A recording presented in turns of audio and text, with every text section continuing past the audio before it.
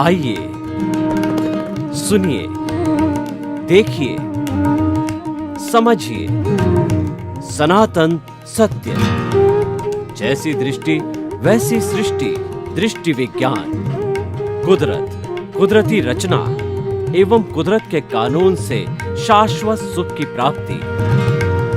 जोधपुर के परम पूज्य महात्मा उपासक प्रोफेसर डॉक्टर सोहन राज तातेड़ के निर्देशन में सनातन सत्य। जैसी दृष्टि वैसी सृष्टि, दृष्टि विज्ञान।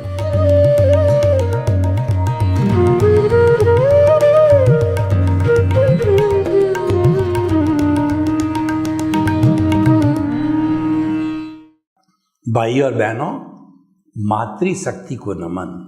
आज का हमारा बहुत सुंदर विषय वह है व्यवहार से निश्चय की यात्रा। जब हम यात्रा करने को निकलते हैं तो एक स्थान से दूसरे स्थान के लिए कोई साधन लेकर के यात्रा करते हैं। वह साधन हमारा ट्रेन हो सकता है, फ्लाइट हो सकती है, बस हो सकती है, स्वयं की गाड़ी हो सकती है, किराए की टैक्सी हो सकती है, बहुत से साधन हो सकते हैं। तो साधन से ही यात्रा होती है। तो निश्चय की यात्रा करने के लिए जो है हमको व्यवहार रूपी साधन की आवश्यकता होती है, क्योंकि मनुष्य जीवन का जो अल्टीमेट गोल है, जो अल्टीमेट लक्ष्य है, वो निश्चय को प्राप्त करना, अपने आप को प्राप्त करना, अपनी आत्मा को प्राप्त करना। हम नया कुछ नहीं कर रहे हैं। हमारा जो अपना स्वयं का है, जो शुद्ध आत्मा भगवान है, जो भीतर विराजमान है, उसको पाने के लिए उसके ऊपर जो धूल जम गई है, जैसे कि शीशे पर धूल जम जाती है, तो उस धूल को साफ करने पर हमारी इमेज है वो क्लियर नज़र आती है। तो ठीक उसी तरीके से जो है वो आत्मा के साथ जो है हमारी कॉजल बॉडी, लिंग शरीर अज्ञानता है, उससे वह अशुद्ध हो गई है। तो उसको अशुद्धि को दूर करना, यानी अज्ञानता को दूर करने पर ही हम अपने स्वरूप को वो प्राप्त कर सकते हैं, जिसको कि हम सेल्फ रियलाइजेशन कहते हैं। पुरुषार्थ के रूप में बात करें तो वह 360 डिग्री का पुरुषार्थ है। वह जो है केवल दर्शन कहलाता है, और उसका नेक्स्ट बर्थ में उसका जो परिणाम होता है वो केवल ज्ञान का परिणाम होता है। उसको हम प्राप्त कर सकते हैं, और केवल ज्ञान के बाद आयुष्य की संपन्नता पर हम सिद्ध, बुद्ध और मुक्त बन सकते हैं। हम शाश्वत सुख को प्राप्त करके सिद्ध शिला मोक्ष में जाकर के विराजमान हो जाते हैं, ईश्वर बन जाते हैं। वैसे देखिए, ईश्वर तो इस ग्रॉस बॉडी, ये हमारे औदारिक शरीर में भी ईश्वर बन सकता है। वह कब बनता है कि आत्मा की उज्ज्वलता जब वो क्षपक श्रेणी लेता है, उपसम श्रेणी को छोड़ के 8वें गुणस्थान में क्षपक श्रेणी लेता है, तो क्षायिक सम्यक तो आ जाता है। क्षपक श्रेणी लेते ही वो 11वां गुणस्थान जो है उपसम मोह का गुणस्थान है, उसको छोड़ करके 12वां स्थान के अंदर गुणस्थान में वीतराग बन के 13वें के अंदर वो ज्ञानावर्णीय, दर्शनावर्णीय और मोहनीय को खपा करके, मोहनीय तो पहले ही खप जाता है, ज्ञानावर्णीय दर्शनावर्णीय जब खप जाता है तब वो केवल ज्ञानी बन जाता है। केवल एक अंतराय कर्म बाकी रहता है, और जब आयुष्य संपन्न हो जाता है तो वह अंतराय भी समाप्त हो जाता है। और 14वें गुणस्थान में अ, उ, री, ली और रंग, यहाँ 5 अक्षर बोले, जितने के अंदर जो है पहले जो है वो मन को छोड़ा जाता है, वचन को छोड़ा जाता है, फिर काया को छोड़ा जाता है, आत्मा जो है सिद्ध, बुद्ध और मुक्त बन जाती है। तो भाई और बहनों, हम आपको ये बताना चाहते हैं, उस निश्चय को पाने के लिए व्यवहार को जो है हमें साधन बनाना चाहता है। व्यवहार में द्वंद्व है, व्यवहार में द्वैत है, निश्चय के अंदर कोई द्वंद्व नहीं, कोई वह अद्वैत है, वो तो अकेला है। और वो भी अकेला कैसा है कि वो अशरीरी है, वो उससे कोई बात वगैरह नहीं की जाती, उसको तो अनुभव किया जाता है। इसीलिए कहा जाता है कि आत्मा अनुभव गम्य है। और वो अनुभव जब 100% तक चला जाता है, हम जब ज्ञान लेते हैं तो हमको प्रतीति, जागृति और अनुभव कराया जाता है। प्रतीति का मतलब ही 100% विश्वास जमाया जाता है, आत्मविश्वास कि जो है मैं मन वचन काया से मुक्त ऐसा शुद्ध आत्मा हूँ, ये विश्वास जमाया जाता है, ये आत्मविश्वास जमता है। फिर हमारा लक्ष्य बनता है, जागृति बनता है। 24 आवर्स के अंदर जागृति कैसे होती है कि जो एक लो जो जलती है दिए की है और हवा नहीं है, तो लो जो है जलती रहती है, वो प्रवाह युक्त जलती रहती है, बुझती नहीं है। हम अगर मान लो तेल को एक बड़े जो है वो बर्तन से छोटी शीशी में डालते हैं तो तेल की धार बनाई जाती है, वो धार टूटने नहीं चाहिए। धार टूटेंगे तो वो तेल बाहर गिर जाएगा। तो तेल का प्रवाह ये धार युक्त होता है और वही जागृति कहलाती। मैं इसका एक जागृति का आपको उदाहरण देना चाहता हूँ कि जागृति कैसे होनी चाहिए। एक राजा ने एक अभियुक्त को जो है फांसी की सजा दे दी, तो उस अभियुक्त ने राजा के सामने वो बहुत गिड़गिड़ाया और गिड़गिड़ा करके वो कहने लग गया कि जो है वो आप मेरे को जो है ये जो मृत्यु दंड से घटा करके मुझे कुछ समय का दंड दो, मैं अपने आप को सुधारना चाहता हूँ, आपको ये गलती मैं जीवन में दूसरी बार नहीं करूँगा, मुझे एक चांस दिया जाए। तो उसके जो मानवीय दृष्टिकोण पर राजा ने उसको एक तेल से पूरा भरा कटोरा दिया और साथ के अंदर एक सैनिक भेज दिया डंडा लेकर के कि आप जो है रोड जो है जो इस महल के सामने मंदिर है, उस मंदिर पर जो भगवान की मूर्ति के सामने वो तेल का कटोरा रख के जाओ और एक बूंद भी जो है वह उस कटोरे से गिरनी नहीं चाहिए। गिर गई तो आपकी फांसी की सज़ा माफ़ नहीं होगी, नहीं गिरी तो फांसी की सज़ा की जगह से कुछ समय के लिए आपको जेल हो जाएगी, प्रिजनमेंट हो जाएगा। तो जब उसने देखा कि मुझे एक चांस मिल रहा है, तो वो उसको जागृति के अंदर लग गया और जागृति में लग करके उसका पूरा ध्यान कटोरे की तरफ रहा, इधर उधर कोई चीज़ में ध्यान नहीं गया और वो बिना एक बूंद गिराए उसने निश्चित स्थान पर वो तेल का कटोरा जो रख दिया और उसकी फांसी की सज़ा है वो कुछ सालों की जेल के अंदर बदल गई। ये क्यों हुआ? ये जागृति के कारण। तो हमारी जागृति हर वक्त निश्चय के ऊपर कि मन वचन काया से मुक्त, ऐसा मैं शुद्ध आत्मा हूँ, ऐसा कहा जाता है। 48 मिनट्स तक ये बिना तेल की धार टूटने की तरह अगर 48 मिनट ये जागृति बनी रहती है तो हमको केवल दर्शन तक भी हो सकता है। तो ये जागृति हमारी बनते रहना चाहिए। इस जागृति का नाम ही है निश्चय को प्राप्त करना। और ये जागृति कब आएगी कि जो हमारा व्यवहार जगत है उस व्यवहार जगत में हम दखो दखल नहीं करें। स्थूल संयोग, सूक्ष्म संयोग, वाणी के सहयोग सब पर है, पराधीन है। यह ज्ञान मेरे हृदय में अवस्थित रहे, कोई दखो दखल नहीं करूं। इसका मतलब कुदरती रचना को मैं चैलेंज नहीं करूं कि जो कुछ भी मैं पीछे से लेकर के आया हूं, मन वचन काया तथा उससे जुड़ी हुई हर अवस्था का अर्थ होता है वह विनाशी होगी, वो जाने वाली है, आने वाली है, वह गुजरने वाली है, कोई स्थायी नहीं है।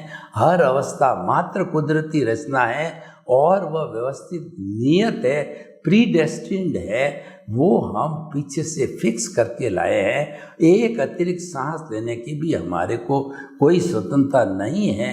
तो ऐसा जो है हमारा ये जो व्यवहार जगत को हम जो है कुदरती रचना देखने जाते हैं, यानी कि व्यवहार के जगत के साथ हम जुड़े नहीं, व्यवहार का जो जगत है वो 440 वोल्ट का करंट है, 11 केवीए करंट है। उस करंट को अगर हमने हाथ से टच किया और हम अर्थ हो गए तो हमारी मृत्यु निश्चित है। इसका अर्थ ये है कि जो हमारी ये कुदरती रचना चल रही है, जो भुगतान चल रहा है, हिसाब चल रहा है, हमारा लेन देन चल रहा है, वह उसके अंदर हमने कोई टांग अड़ाई तो इसका मतलब ये है कि जो राग द्वेष चल रहा है उसके साथ जुड़ने से राग द्वेष और ज़्यादा मजबूत हो जाएगा, जबकि उस राग द्वेष को, उस अज्ञानता को हमें घटाना है, उसको अल्टीमेटली शून्य करना है। ये हमारा लक्ष्य है। हमारा जो अज्ञानता बिल्कुल ज़ीरो हो गई, इसका मतलब मुक्ति है। जैसे कि आई माइनस माई, ये माई है, मैं और मेरा अज्ञानता है। बॉन्डेड सोल के अंदर जो हमारी अवस्था, जो अंतरात्मा की अवस्था है, उसमें से हमने माई निकाल दिया, मैं मेरा निकाल दिया। नो ऑनरशिप, नो डूअरशिप, अकर्ता भाव के अंदर आ गए तो क्या हो गया? I minus my is equal to pure soul, I plus my is equal to impure soul. जो अभी हमारी ये सोल है, हमारा लक्ष्य तो प्योर सोल बनने का है, अभी प्योर नहीं हुई है, लेकिन ये इम्प्योर सोल जो है, वह इम्प्योर सोल को हमें प्योर करना है। ये हमारा लक्ष्य है, ये हमारी व्यवहार से निश्चय की यात्रा है। अब देखिए कि व्यवहार जगत के अंदर कुदरती रचना देखने का अर्थ क्या है। उसका अर्थ ये है कि हमको तीसरा नेत्र खोलना पड़ेगा। तीसरा नेत्र क्या होता है कि हमारे जो दोनों आँखें हैं वो राग और द्वेष की है, वो प्रियता अप्रियता की आँखें हैं। तो ये दोनों आँखें जो है, ये हमें जो है राग द्वेष पैदा करती है, नफ़ा नुकसान करवाती है, बुद्धि से जुड़ जाती है। बुद्धि हमको संसार में भटकाती है। बुद्धि कहती ये अच्छा है, ये बुरा है, ये छोड़ने लायक है, ये रखने लायक है, और इस तरीके से नफ़ा नुकसान निकालती है, तो वो हमको भटकाती है। तो बुद्धि के से साथ में हमको भटकन है, उससे हमें तीसरा नेत्र खोलना है, वो प्रज्ञा का नेत्र कहलाता है। और तीसरा नेत्र जब खुल जाता है तो हम संभाव की स्थिति में आ जाते हैं। संभाव का अर्थ ये है कि व्यवहार जगत के अंदर किसी ने हमारे साथ बुरा किया, किसी ने हमारे साथ अच्छा किया, किसी ने हमारे को गाली दी, किसी ने हमारे को सम्मान किया, किसी ने हमारे को ठोका पीटा, किसी ने हमारे को सत्कार किया, कभी हमारे बीमारी आ गई, कभी हम प्रसन्न रहने लगे। तो हर स्थिति के अंदर एक समान रहना, दोनों ही स्थितियों को एक समान समझना है, ये तीसरा नेत्र। इसको स्थित प्रज्ञ भी कहते हैं। गीता की भाषा में स्थित प्रज्ञ वह होता है जो अनुकूलता, प्रतिकूलता, लाभ, हानि और निंदा सत्कार में एक समान रहता है, एक भावों में रहता है, तो वह स्थित प्रज्ञ कहता है। और प्रज्ञा चक्षु भी कहा जाता है। प्रज्ञा चक्षु का अर्थ होता है कि आप जो है वो हर परिस्थिति के अंदर एक से बने रहो, विचलित नहीं हो, और जो है वो मन वचन काया तथा उससे जुड़ी हुई अवस्था मात्र से मुक्त रहो, उसके साथ जुड़ो मत। तो उसके साथ में जुड़ना नहीं है। और कोई गलती हो भी जाती है तो वो आप कुदरत से क्षमा याचना करो कि हे कुदरत, जो संजोग आप जुटाते हो तो मेरे जो है ये संजोग मुझे न आए, मुझे मोक्ष के लायक और सहायक संजोग आए। और ये संजोग जो आते हैं मेरी गलती से आते हैं, तो लेकिन मुझे क्षमा करो, मैं प्रतिक्रमण करता हूँ, क्षमा करो, क्षमा करो। और क्षमा करने पर जो है ये हमारा वो है वह डिलीशन हो जाता है। यानी हमारा जो कुछ भी कॉजल बॉडी में कॉजेज बने हुए होते हैं, वो कॉजेज जो है वह जो है डिलीट हो जाते हैं, तो नए कॉज नहीं पड़ेंगे। तो निश्चित तौर पे जो है हम धीरे धीरे निश्चय की यात्रा की ओर जाते हैं। कहा गया है कि व्यवहार शुद्धि के बिना निश्चय शुद्धि नहीं है। निश्चय को पाना है, निश्चय की सिद्धि करना है, तो व्यवहार की शुद्धि करो। देखिए भगवान महावीर का उदाहरण देखिए कि भगवान महावीर ने जब जो है वो 30 वर्ष की उम्र में दीक्षा ली तो 12.5 वर्ष तक उन्होंने कठोर तपस्या की। वो अनार्य देशों के अंदर गए तो वहाँ पर ग्वालों ने जो है उनके कहना चाहिए कि कानों के अंदर कीले ठोक दिए और उनके पाँवों के ऊपर जो है वो खिचड़ी पकाई और जो है वो उनको सूर्यपर्णी जो नाग था उस नाग ने डस दिया। संगम देवता ने एक रात्रि में 20 मारणांती कष्ट दिए। ऐसा अगर एक भी हमको कष्ट दिया जाए तो मृत्यु को प्राप्त हो जाते हैं। तो ऐसे ऐसे उनके अंदर उन्होंने समभाव रखा, उस पर उन्होंने कोई भी टकराव नहीं किया, प्रतिक्रिया नहीं की और जिस स्थिति के अंदर भी वह उनको तकलीफ दी गई उन्होंने उसको सहन किया। तो ये प्रज्ञा चक्षु और जो ये स्थित प्रज्ञ और उसके साथ में तीसरा नेत्र की बात होती है। तो ऐसा कौन कर सकता है जो वेद विज्ञान करता है, जो जुदापन की जागृति करता है कि मैं तो अलग हूँ। अलग का अर्थ है मैं तो मन वचन काया से मुक्त, ऐसा शुद्ध आत्मा। और ये मन वचन काया जो है उसकी मन वचन काया तथा उससे जुड़ी हुई हर अवस्था मात्र कुदरती रचना है। ये मेरा व्यवहार जगत है। व्यवहार जगत को कुदरती रचना मानना और अपना जो मूल स्वरूप का अस्तित्व है उसको सेंटर में रखना। परिधि में व्यवहार जगत हो और सेंटर के अंदर निश्चय जगत यानी आत्मा हो तो धीरे धीरे जो हमारा व्यवहार जगत जो परिधि का है उसको समेटते समेटते समेटते हम केंद्र की ओर आए। तो जब पूरी परिधि केंद्र में विलय हो जावे, केंद्र के अंदर डूब जावे, केंद्र में अपना समर्पण कर दे, इसका अर्थ ये हुआ कि व्यवहार जगत पूरा संपन्न हो गया। तो पीछे केंद्र बचा यानी पीछे निश्चय बचा यानी पीछे केवल शुद्ध आत्मा बनी। क्योंकि जो परिधि थी जो है मैं और मेरा था वो सारा विलीन हो गया।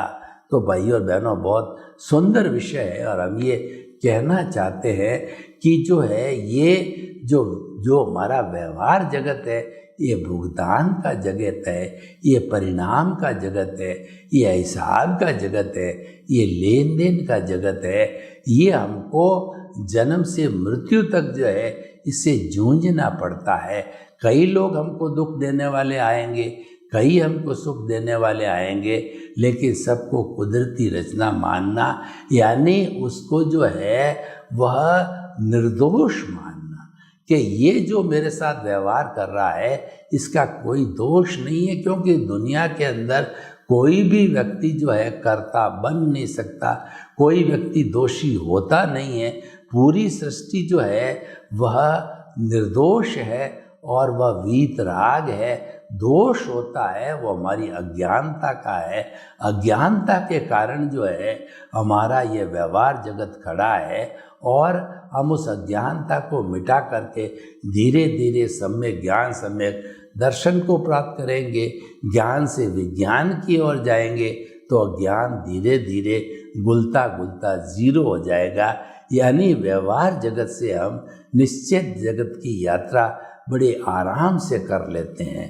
तो हमारा व्यवहार जगत है वो मैकेनिकल मोड है, वो अवस्था मात्र है, वो टेम्परेरी है और वह जाने वाला है क्योंकि वह जड़ है। और हमारा निश्चय जगत है वो परमानेंट है, वो घर का मकान है, वो सच्चिदानंद है। सच्चिदानंद का अर्थ हो गया सत का मतलब अविनाशी है, चित्त का मतलब वो ज्ञान दर्शन वाला आता है और आनंद उसका लक्षण है। तो ऐसा अजर अमर अविनाशी संपूर्ण आनंद वाला जो हमारा तत्व है मैं हूँ, वो मेरा निश्चय स्वरूप है। तो ये प्राप्ति हमको जो है ऑटोमेटिकली धीरे धीरे होने लग जाती है जब हम हमारे भुगतान को जो है वो कुदरती रचना मानने लगते हैं। क्योंकि हम दखो दखल नहीं करते। जो प्रकृति का कार्य है, जो संजोग जुटाती है कुदरत है, उसके अंदर हम कोई भी इंटरफियर नहीं करते उसको समर्पित हो जाते हैं, हम भक्ति मार्गी बन जाते हैं, तो प्रकृति को समर्पण, कुदरत को समर्पण सच्चा समर्पण होता है। और उसके बाद के अंदर कुदरत का सम्मान है, सच्चा सम्मान होता है। तो जब हम इस स्थिति के अंदर पहुंच जाते हैं तो हमारा व्यवहार है वो धीरे धीरे शुद्ध हो जाता है, और शुद्ध होकर के वह अपने पुरुषार्थ के जरिए, यानी हमारा जो रियल पुरुषार्थ है, जो मुक्ति का पुरुषार्थ है, कहा गया है कि आत्मज्ञान ही सच्चा ज्ञान है, शेष ज्ञान है। यानी आत्मा को केंद्र में रख करके हम धीरे धीरे उस आत्मज्ञान को आगे से आगे मैच्योरिटी तक ले जावें, ज्ञान दर्शन को मैच्योरिटी तक ले जावें। और मैच्योरिटी तक कहाँ तक ले जावें? 360 डिग्री पर। तो 360 डिग्री का पूरा सर्किल बन जाता है। इसका मतलब है कि परिधि समाप्त हो गई और हम केवल जो है शुद्ध स्वरूप आत्म स्वरूप के अंदर रहे। और आत्म स्वरूप में रहने का अर्थ हो गया हमने हमारे स्वरूप को खुद को प्राप्त कर लिया। और खुद को प्राप्त करने के बाद में जो अगली स्थिति आती है हमारी, वो जो है सिद्ध बुद्ध और मुक्त होने की होती है, मोक्ष जाने की अवस्था होती है। तो भाई और बहनों, जो आज का हमारा एपिसोड है कि व्यवहार जगत से निश्चय जगत की यात्रा है, ये हम ओपन टू दी ऑडियंस करें, यानी ऑडियंस के सामने इसको रखें। उनके क्या क्या जो है वो सुझाव है, उनकी क्या क्या उनकी जिज्ञासा है उसके बारे में, तो हम ये रखते हैं तो हमको पता चलता है कि व्यवहार जगत जो है उसको हम छोड़ नहीं सकते। और व्यवहार जगत को सुधारने की बात भी हम नहीं करते हैं, क्योंकि ये तो मैकेनिकल मोड है, इसमें सुधार की कोई गुंजाइश ही नहीं है। हमको स्वतंत्रता है ही नहीं एक सांस लेने की। तो आप क्या करोगे? ऑटो मोड से अपने आप चलता है और सुधार की कोई जो है गुंजाइश नहीं है। सुधार की गुंजाइश तो पिछले जन्म में थी, जब क्वेश्चन पेपर और उसकी आंसर शीट आपके हाथ में थी। मैं आपको उदाहरण देना चाहता हूँ, जब हम 3 घंटे का एक पेपर हल करते हैं, यानी पूरी जिंदगी मान लीजिए 80-90 साल की है, वो पेपर के रूपक मैं कहना चाहूँगा कि देखा कि 3 घंटे के अंदर पेपर को जो है एग्जामिनर को देना 2.5 घंटे हुए हैं। मैंने पूरे के पूरे 10 क्वेश्चन 100% कर दिया, लेकिन आधा घंटा है तो स्टार्ट से एंड तक पढ़ा। तो कई चीज़ें जो है डिलीशन करी, एडिशन किया, रेक्टिफिकेशन किया, और जो परसेंटेज हमारी पहले आनी चाहिए थी उससे 10-20% इम्प्रूव हो गई। तो ये जब घंटी बजी, हमने उस आंसर शीट को जो है एग्जामिनर रूपी कुदरत को दे दिया। तो उसी दिन से हम कुदरत के कंट्रोल के अंदर आ गए। तो हमारा जब भी जन्म होता है, हम बड़े होते हैं, मृत्यु होती है, वो सब कुदरत के अधीन होती है और कुदरत के जो है के संचालन से ही होता है। तो हमारा जो मकसद होता है उसको कुदरती रचना मानना। जितने भी 84 लाख जीवा योनि के जो बर्थ प्लेसेज, उसके असंख्य अनंत आत्माएं हैं, उन सब आत्माओं को जन्म देने वाला, पालन पोषण करने वाला, उनकी मन वचन काया की बैटरियों के अनुरूप जीवन जीने वाला ये कुदरती है। तो कुदरत को समर्पण अगर हो गए हम, तो मान लीजिए कि हमारा काम हो गया। और कुदरत को समर्पित होते ही कुदरत हमको इतना लाभ देती है कि हमको जो है वो केवल दर्शन रूपी जो है पारितोषिक भी दे देती है। तो भाइयों और बहनों, हम ये कहना चाहते हैं, क्या आप मुझे बता सकते हो कि इस दुनिया में कुदरत के ऊपर बढ़ के कोई है? कोई नहीं है। कुदरत कुदरती रचना और कुदरत का कानून हमारा आधार है, उसको हम सनातन सत्य कहते हैं। और सनातन सत्य कार्यक्रम हमने इसीलिए स्टार्ट किया कि आपको जो कोई भी जो है वो टेम्परेरी सुख आप ढूंढ रहे हो, भोजन में सुख है, पैसे में सुख है, पत्नी में सुख है, घर में सुख है, धन दौलत में सुख है, ये आपकी मिथ्या धारणा है। जब ये मिथ्या धारणा धीरे धीरे विलीन होती है, यानी नो ऑनरशिप नो डूअरशिप, कर्ता भाव हटने से जब ये क्लीन होती है, तो क्लीन होते होते आपके ज्ञान दर्शन का डेवलपमेंट बहुत ज़्यादा बढ़ जाता है। और ज्ञान दर्शन का डेवलपमेंट बढ़ते बढ़ते 360 डिग्री पर वो डेवलपमेंट जब जाता है तो केवल दर्शन हो जाता है, फिर नेक्स्ट बर्थ में केवल ज्ञान रहता है। तो भाई और बहनों, हम आपको कहना चाहते हैं कि ये जो आज का एपिसोड है कि व्यवहार जगत से निश्चय जगत की यात्रा है, ये पूरी यात्रा है।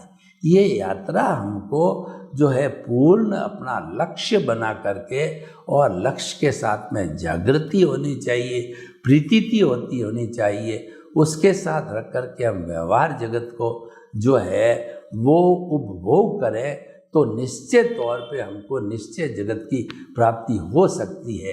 सर्वे भवन्तु सुखिनः, सर्वे सन्तु निरामया, लोक के सब जीवों को सुख मिले, शांति मिले, आनंद मिले, प्रेम मिले, सौहार्द मिले, और सभी जो है भाई भाई की तरह जो है वो एक दूसरे व्यवहार करके सुख की प्राप्ति करे। आपके प्रति मंगल।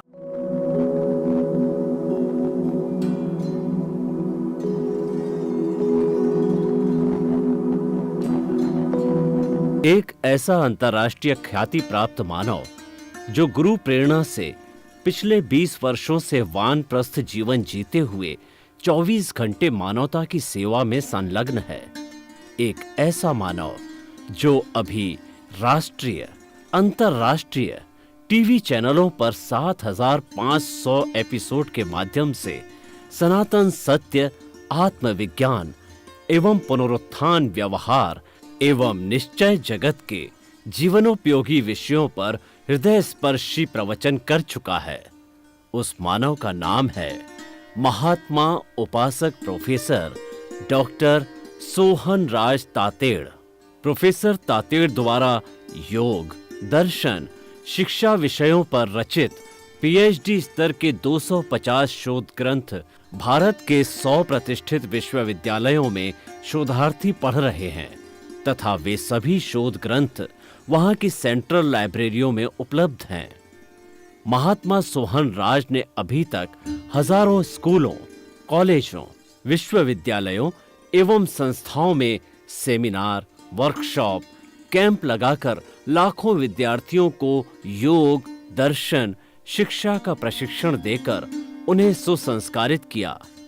डॉक्टर तातेड़ ने भारतीय संस्कृति उत्थान के 4000 से अधिक समसामयिक विषयों पर आर्टिकल लिखकर ऑनलाइन जर्नल, पत्रिकाओं, वेबसाइट्स पर प्रकाशित किया, जिसका उपयोग लाखों पाठक कर रहे हैं। उपासक तातेड़ के 5000 से अधिक आज का सुविचार, आज का शुभ संदेश, आज का मंगल भावना योग आदि चिंतन websites, Twitter, blogger, Facebook, YouTube माध्यमों से लाखों लोग अपना जीवन निर्माण कर रहे हैं। मानवता के मसीहा ऐसे महामानव महात्मा सोहन राज तातेड़ के प्रोफाइल को अभी तक विश्व के 20 लाख दर्शक यूट्यूब पर, 12 लाख गूगल पर एवं लाखों दर्शक फेसबुक, ब्लॉगर, ट्विटर और इंस्टाग्राम पर देख चुके हैं।